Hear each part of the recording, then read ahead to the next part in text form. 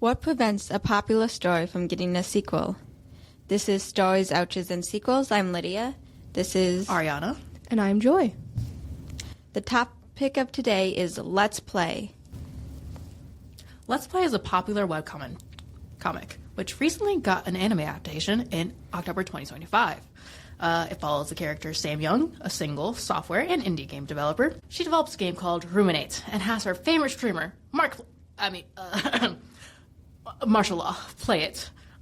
He calls it a bad game to his viewers, although he played it incorrectly. And Sam's game ratings plummet dramatically because his viewers bomb it, becoming the worst game on the platform. Although this is the premise of the story, it later focuses greatly on the romance and mental health of the characters. Sam Young is a self-conscious critic who hates confrontation. Martial Law is a bundle of depression packaged as a happiness sandwich sent to his adoring fans. And Charles is a perfectionist who desires control over the things around him. So the ending of Let's Play does not exist. It ended with Sam Young and Martial Law are being blackmailed by John Tootly. Her father activates the Peachy Pumpkin Poo Protection Protocol, or PPPPP for short, and to have all of his agents protect his daughter from the looming threat. The readers are left on and to be continued. And when I got to that part of the story, I was like, oh, it's going to continue. And it never did. And then the anime adaptation came out this past year. And watching the anime, I was so happy that it's back. But I don't think that they're actually going to finish it the way that the author would like it to be finished. That's just my thinking of the anime. Other thoughts on the anime, I enjoyed that they streamlined the experience of reading the webtoon, because at times when you're reading the webtoon you would have one part of the story be in chapter 1 and then you jump to something completely separate, like the romance of the characters, and then be like, okay, what about the premise? We're talking about them streaming together and such, and now we're in a romance segment? Yeah, that did happen a couple times. One of the good parts about the anime was they kept the anxiety and depression characters. Lydia, you don't know the story very well. No. So, in Let's Play, in the comic, all the characters have, a stickman figure with a word written on their face. So, one of them is... Well, Sam has a whole handful of them. And one of them was confrontation. And it was, looming over Sam behind her. And then suddenly, another character came and punched the confrontation in the face, and it was friendship, and it was, beefy, big and beefy. And it still happened in the anime. I loved those because when I was reading the comic, it would always make me laugh, or it would make me kind of feel nervous if it was depression or anxiety or something. And I was like, oh Lord. They do so well with animating the characters' feelings. Yeah. And then they did it in the anime, and I was like, oh, they didn't get rid of it. It's important that they focus on the mental health of these characters. They express much about the secrets behind a persona and express where someone wants to be or where they could be if something was not holding them back. Martial Law ends up breaking up with his ex-girlfriend because they don't communicate at all. Shocker. I know.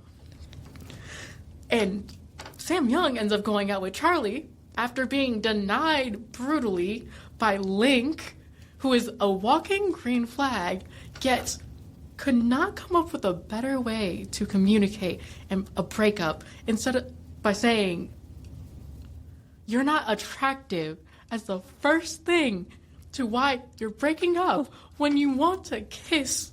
No. When Sam wants to kiss you. There's better ways to go about this. Yeah. You can't just say, oh, you're not attractive, and then say, oh, I see you as a sister after. Oh, no. Saying that I see you as a sister first and then elaborates. You can't say you're not attractive.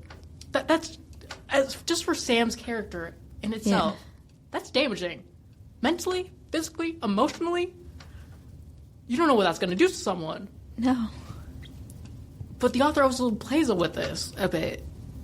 But it almost seems like Charles ended up becoming her rebound to recover from Link. Now, most people might say that Charles is like a walking red flag. I mean, He is. Toxic. Don't even try to fight me on this. He is a walking red flag. Sorry, listeners, if you don't agree with me. He's a walking red flag. Toxic and manipulative. But the thing is, although some people may think he's not,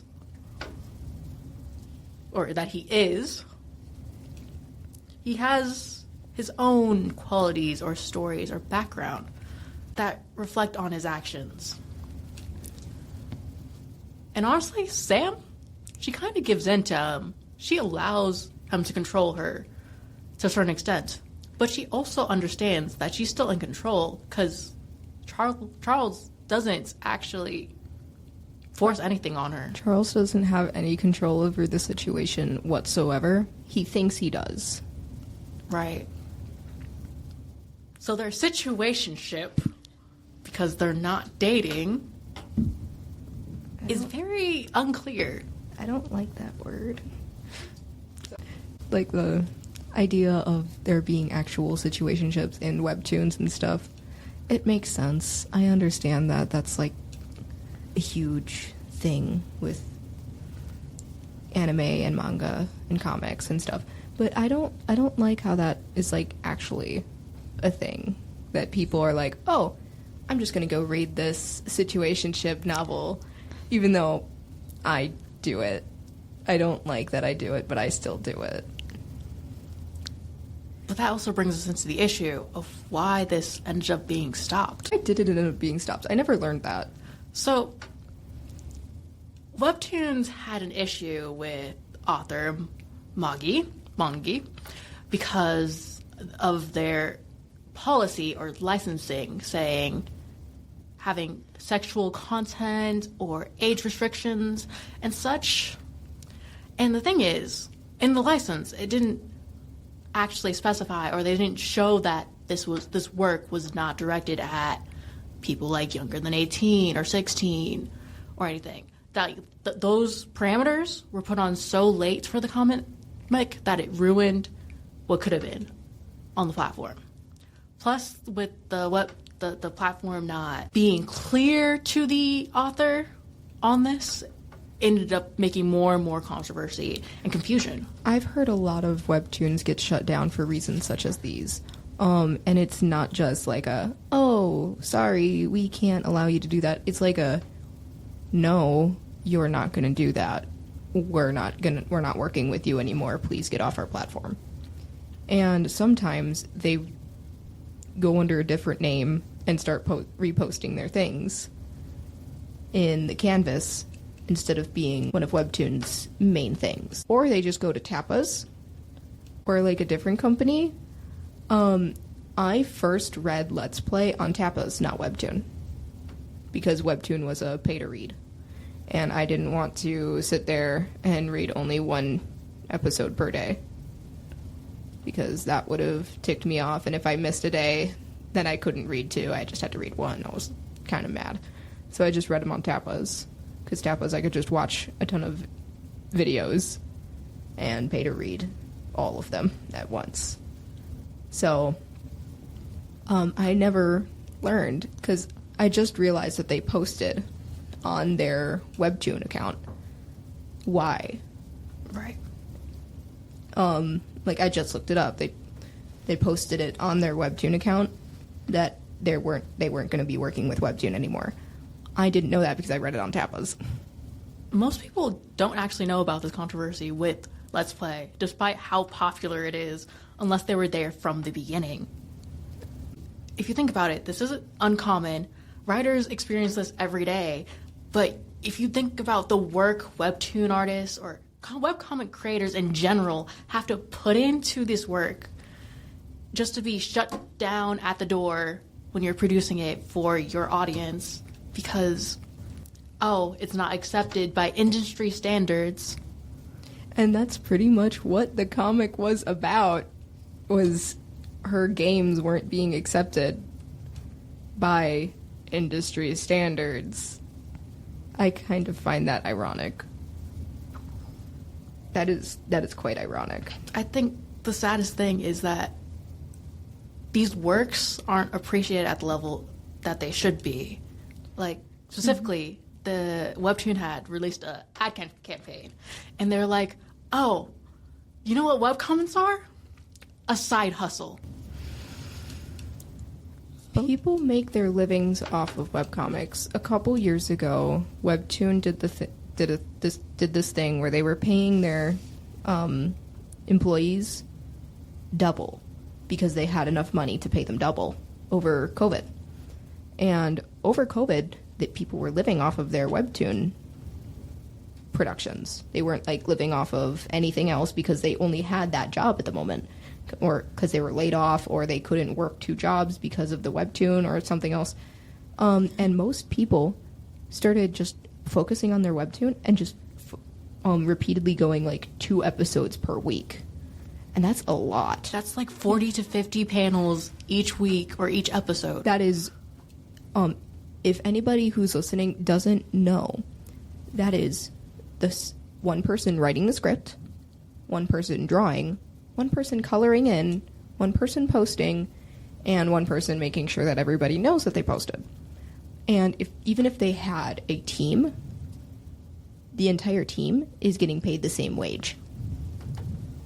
Because in real life, when people are actually making like physical mangas or physical comics, everybody's paid something different. Colorists are paid highly, and line work or sketch artists are paid slightly lower because the people who are coloring need more money for their Supplies. supplies. Yes, thank you. So everybody's paid differently, but Webtoon was only paying them like a certain amount. And when COVID was over, Webtoon was like, we can't pay you all anymore. We're going to go back to our wages that we paid before.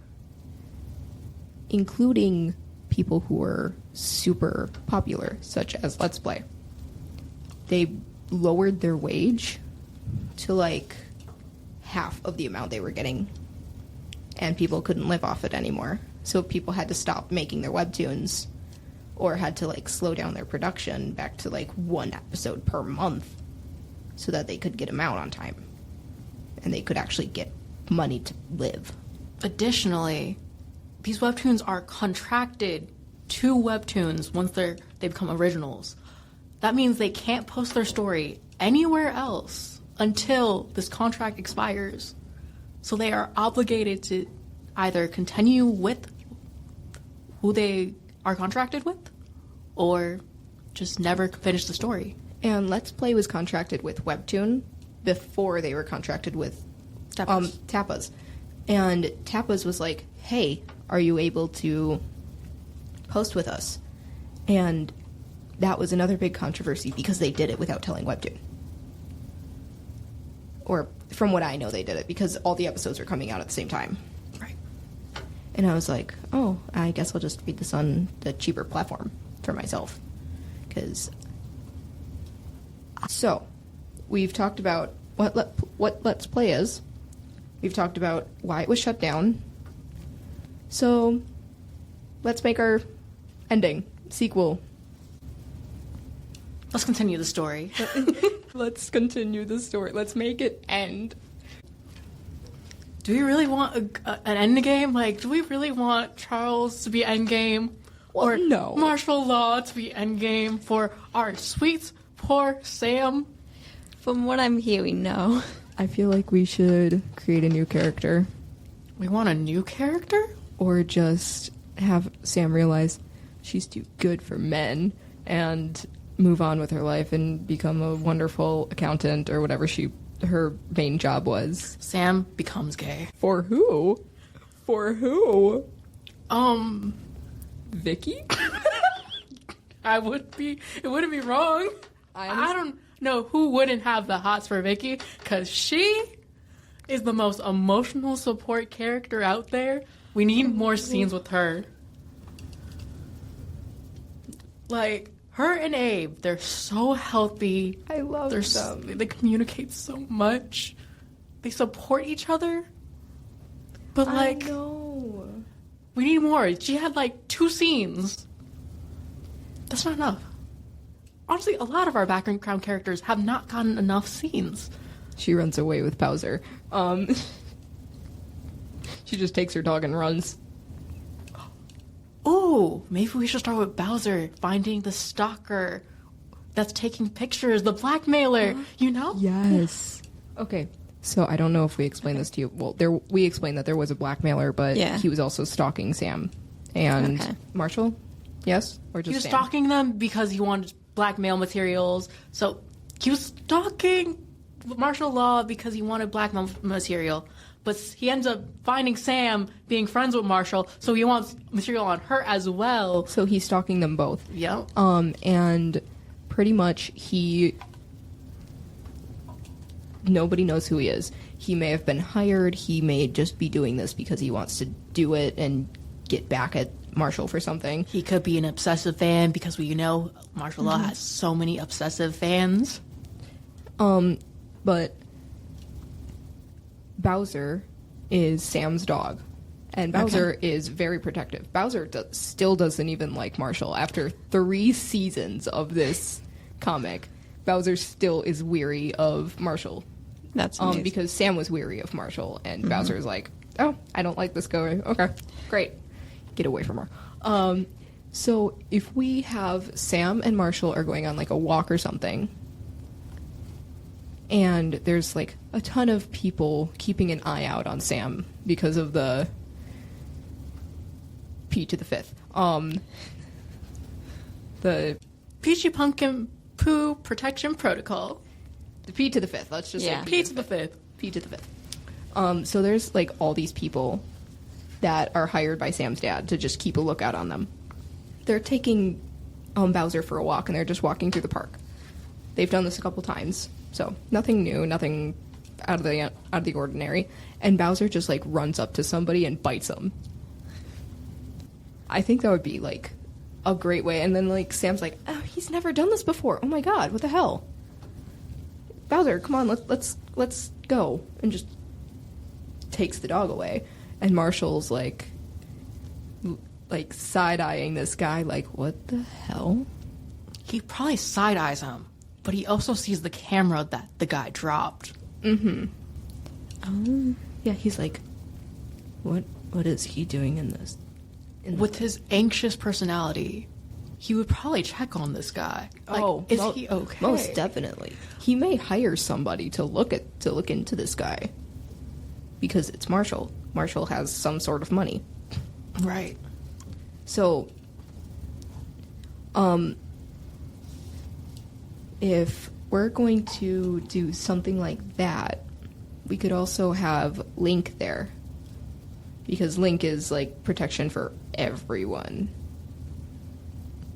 So, like, Link could be in the background. Would Link be with Angela, like, on a date in the background? I would think say so. most likely. Angela is another character that has huge issues with depression and anxiety and Sexual assault. And rage. Yep. She has anger issues because of trying to keep all of her emotions bottled down. And her and Link are really good friends. And she has liked Link forever. Okay. But Link liked Sam. In the first season, Link realizes he doesn't like Sam that way. Okay, yeah. They're kind of like siblings, and Link's like, this is weirder than I thought it would be. Okay, never mind.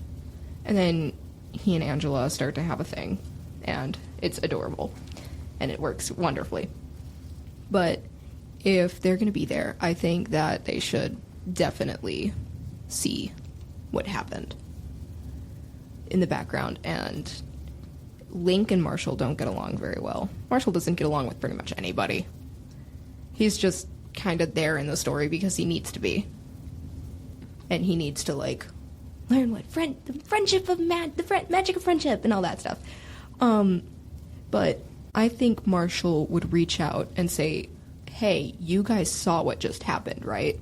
Like, he may text them while they're there, and Link would have his phone out recording what just happened or something. Like, taking a picture of the guy as he's walking away. Would the blackmailer still be able to release any of the pictures that he taken? Probably not. He would probably have to either hire somebody or give them to the person that hired him. Or her. Did we find out if it was a girl or a guy? It's a guy. Okay. He would probably have to give them to the person that hired him or give them to somebody else so that somebody else could do the blackmail. And he's not the front man. I feel like this blackmailer would just upload it to the internet, like, just anonymously. It doesn't have to, like, directly trace back to him. No, it doesn't have to. Because he doesn't want Sam to be with Marshall. Because that's the picture that he's got painted in his mind already. That's what they're portraying to the outside world.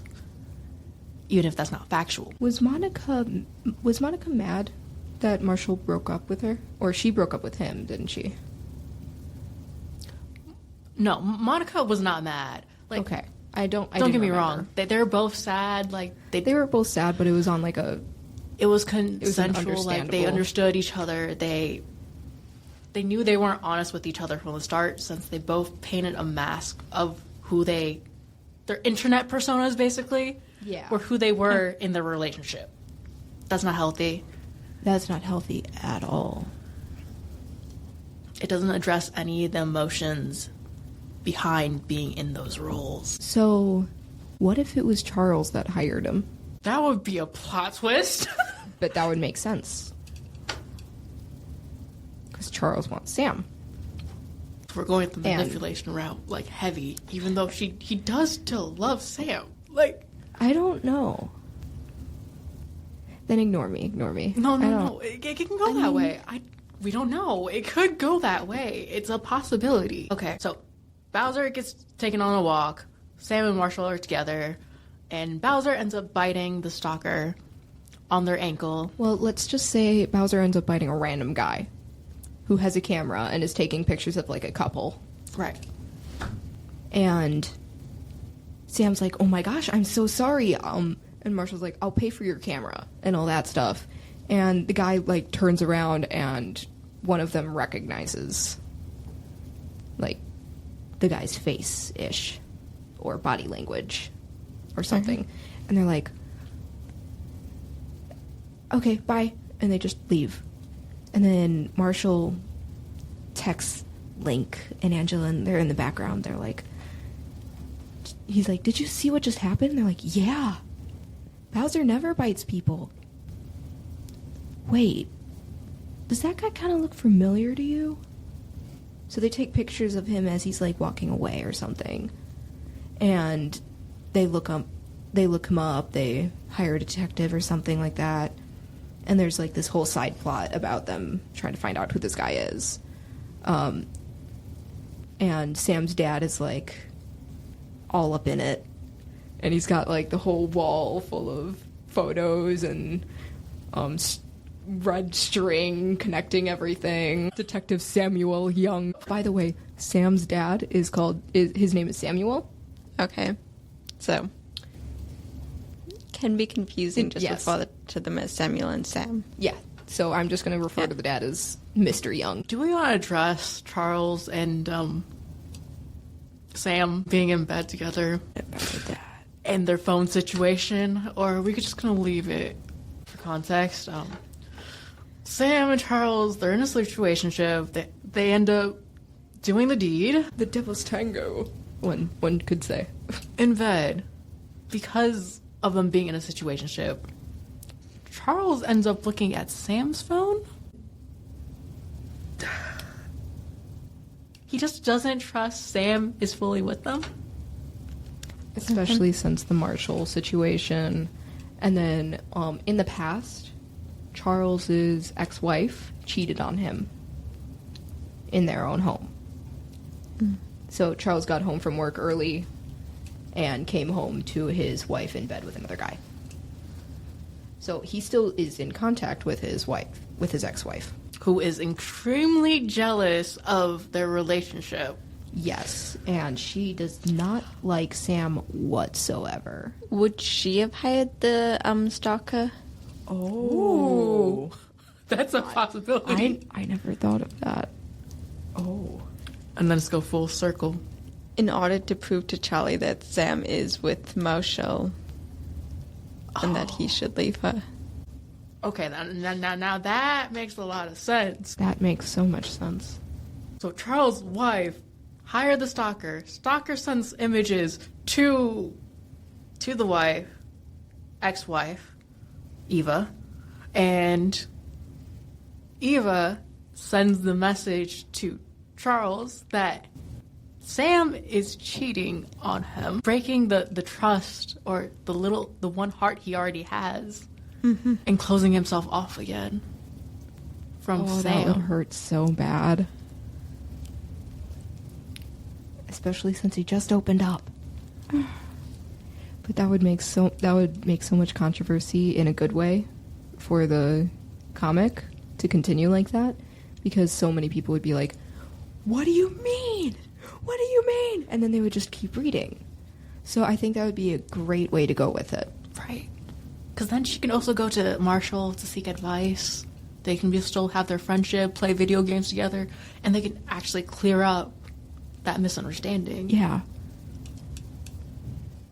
And then they can all go play video games together. I'm still waiting for that. When are they all going to play video games together? Like, I know. That was like one of the main reasons I kept reading it, was because, oh my gosh, they're going to play video games together. They're going to have so much fun. there's the one image with them all on the couch, just with controllers in their hand, playing video games. When are we going to see that? Like, we've seen the group of them online, but we've never seen them in person playing together. And that's kind of what I was looking forward to. We'll get to it eventually. But eventually. What do you think of our sequel? It sounds exciting. I would you read this? I would. You would? Yeah. Do you want to read Let's Play now? Possibly. You're in for a roller coaster, just so you know. I'm like huge roller coaster. You're going to be like, wow, this is so fun. If this sequel happens, let me know and I'll read it. Nah. If you don't want to be left on a cliffhanger of just a group of people. I've done my time. Reading cliffhangers and never getting a finished story. I've done my time. And that's why we're making this podcast. Yes. Yay! And if it gets a 4th season, maybe if it's licensed with Manta, then we can see how close our sequel was to the reality. Like, yeah, I would not be surprised if it was Charles's wife. Yeah. Like, she hired somebody to get dirt on them. Like, because especially Charles knew Marshall before Marshall became martial law. Yeah. When Marshall was still being controlled by his dad. So, Charles knew who he is. Like, or was. So, imagine the wife hears about this, and she's like, yeah, no, you didn't get to be this guy because this kid wouldn't let you. I just thought of another plot line. Ooh, it's a plot line. So, martial law's father is a lawyer. Now, the thing is, when you post things online about someone and they're not factual, that is defamation. Which means Marshall's dad could end up defending Marshall in a court agreement. Which would also end up improving their relationship again. Bridging that gap. Ooh. Ooh. Okay. We're getting somewhere with this. Okay, but I do imagine that there are a lot of fan-written comics to continue the story or finish or just close off the story where it is. And I do hope that some of them have something like that in that, because that would be very interesting. All right. So, to finish off what we have come up with in Story Arches and Sequels, we're going to go over our plot line. We're going to make sure there are no open-ended questions like containing in our sequel. And if there are, comment and fill them in for us. All right. So the opening of season 4 is, it's a nice sunny day, and you don't know any, imagine nothing just happened. Like, that's the kind of feeling we're getting. They're walking down the sidewalk in the park, and you see, like, a couple of people in the background are watching them. And those are people that you recognize from, like, the ending of season 3 with the P5th from Sam's dad. They're just, like, slightly eyeing them, sideballing them, just like, is that Sam and Marshall? That is Sam and Marshall. Keep an eye on them. So you just see them walking in the background. You see Link and Angela either on a date or keeping an eye on them from a distance. And Marshall and Sam are just walking Bowser. And Bowser runs up to this cameraman who's taking a picture of a couple. And Bowser bites this guy in the ankle. Not drawing blood, but enough to make him drop his camera. Yeah. And Sam's so apologetic, and Marshall's like, I'll pay for the camera. And they're like, oh my gosh, we're so sorry. Bowser's never done that before. Sam picks at Bowser, and Marshall's like, I'll pay for the camera. I'm so sorry about that. And then Marshall looks at the guy. And he's like, Have I seen him before? like, in his mind, he's like, have I seen him before? Who is this guy? What the hell? They're like, sorry about that. Have a good day. And then they just walk away, and Marshall pulls out his phone and he texts Link and or Angela, like, hey, did you see that guy? Did he look familiar to you? And then We transition to the next scene after the guy dropped his camera, where he is sending in the pictures of Marshall, Law, and Sam together. He's sending them in an email, let's say. And when the email, you only see the text of the email. You don't see who it's to because his head is blocking it, let's say. And suddenly he gets up and walks away, and you see the name of the person is Charles's ex-wife after the email is sent. Oh. Charles' wife, in jealousy, sends the image to Charles himself, trying to manipulate him into breaking up with Sam, quote unquote, because he can't actually physically do that.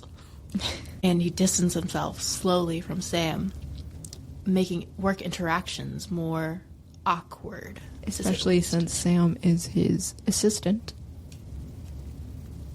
Like, that would be so hard. She just walks in and hands him some papers, and he's just, thank you, Mrs. Young, or Miss Young, and sends her out. And she's like, oh, okay.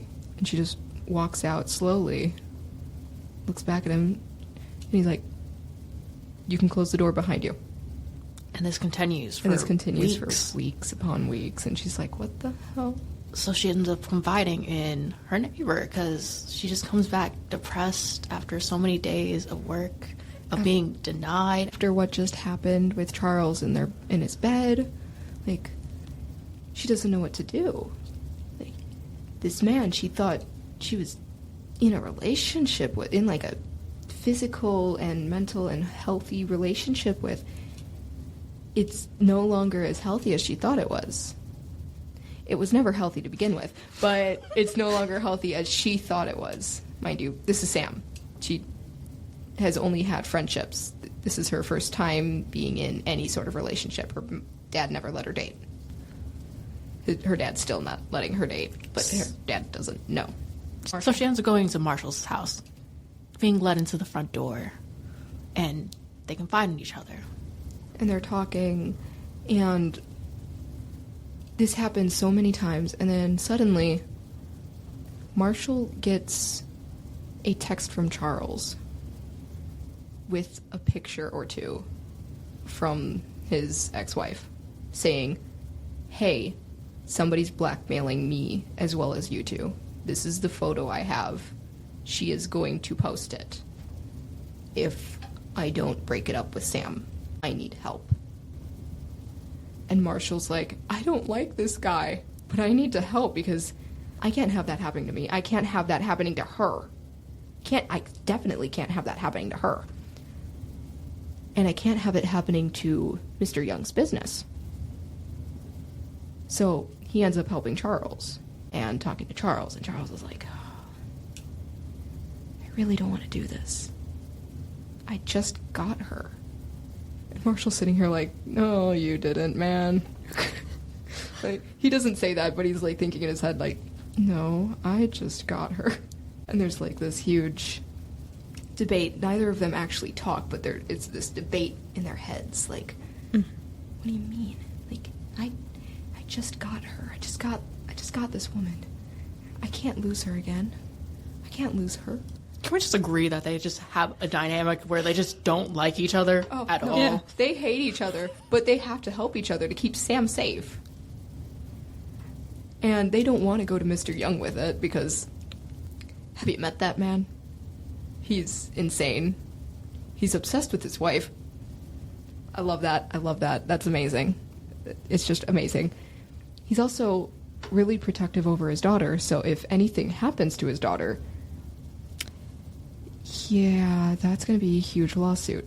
So Charles is forced to reach out to Marshall, and Marshall and Charles have come to the conclusion that there's nobody that can help them except for Marshall's dad. And Charles is probably pushing it more than Marshall. Oh, And most definitely. Like, no, there's got to be another way. And Marshall's is like, we have to do this. Charles knows Marshall's dad. Charles is like, we have to go to your dad. And Marshall's like, no. I haven't talked to him in years. That ain't happening. No. And Marshall's sister is also like, you have to go to dad. You have to talk to dad. I can't help you. Charles definitely can't help you. Our dad can. So Marshall's like forced to talk to his dad.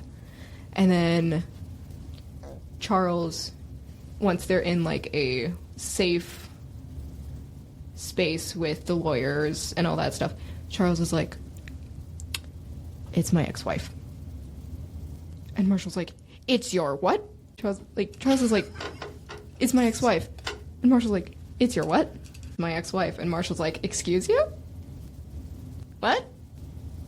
And Wait. Marshall's sister is like, surprise. Talk to dad. Wait. So Marshall has a sister, and his sister is Charlie's ex-wife. Yes. Yes. Okay. Yeah.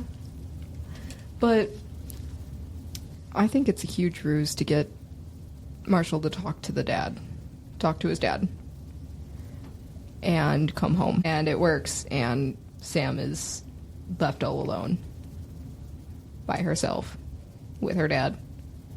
And after this huge debate, like this huge thing with all of the guys she liked no longer being able to like her, she's just sitting there like, I should work on myself.